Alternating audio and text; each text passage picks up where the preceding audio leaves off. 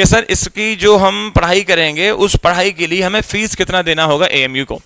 तो बच्चों जितना कम फीस एएमयू नर्सिंग में दे के आप पढ़ाई कर सकते हैं, बाकी चीजों की फीस कहीं हद तक ज्यादा ही होती है और एएमयू की अपनी एक अलग ही पहचान है।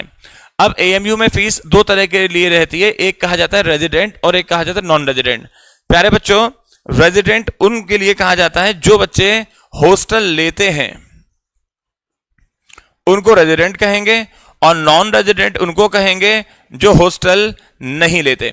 अब उसमें भी दो बातें हैं, एक होता है इंटरनल, एक होता है एक्सटर्नल। इंटरनल उन बच्चों को कहते हैं जिन्होंने 12th एएमयू से ही किया है, वो एएमयू के लिए अपने कहलाएंगे, अपने बोले तो इंटरनल कहलाएंगे। और जिन्होंने 12th एएमयू से नहीं किया है वो एएमयू के लिए अपने नहीं कहलाएंगे, अपने नहीं बोले तो एक्सटर्नल। ऐसा नहीं है, एएमयू के लिए सब अपने हैं।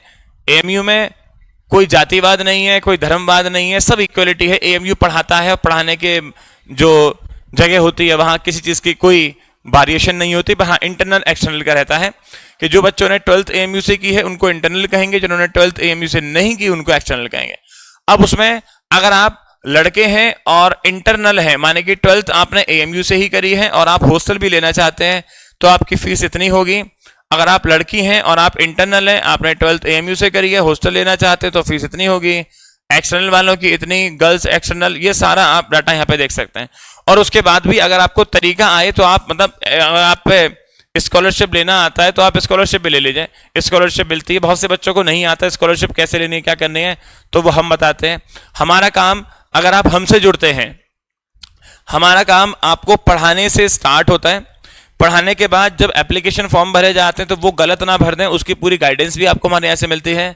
एप्लीकेशन फॉर्म भरने के बाद जब आप एंट्रेंस एग्जाम से 1-1.5 महीना पहले का समय रह जाता है, उस 1-1.5 महीना पहले के समय में किस तरीके से हम अपनी तैयारी करें जिससे कि हमारा एंट्रेंस एग्जाम हमारी बहुत आसान हो जाए, वहां भी आपको गाइडेंस दी जाएगी। एंट्रेंस एग्जाम क्वालिफाई होने के बाद जो बच्चे सिलेक्टेड लिस्ट में आते हैं उनको काउंसलिंग कैसे करनी है, अगर कोई वेटिंग में आ रहा है तो उसे काउंसलिंग कैसे करनी है, उसके बाद एडमिशन की प्रोसेस क्या है, और फाइनली आपको स्कॉलरशिप कैसे लेनी है, ये सारी चीजें हम आपको समझाते हैं। हमारा काम यहाँ तक आपका रहेगा, आपके पढ़ाई से लेके स्कॉलरशिप का पूरा काम हम लोग आपके हेल्प करने वाले हैं।